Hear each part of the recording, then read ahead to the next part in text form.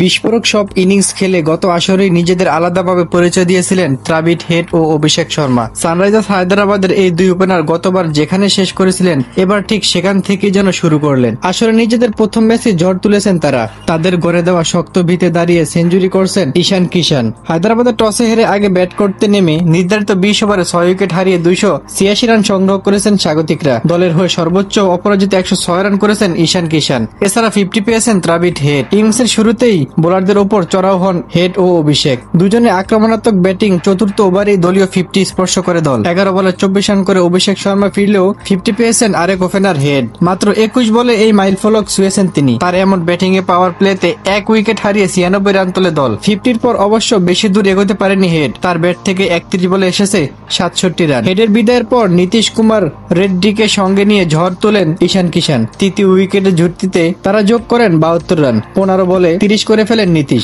এরপর ঈশানের সঙ্গে যোগ দেন হেনরিক ক্লাসেন। এই প্রোটিয়া করেছেন 14 বলে 34 রান।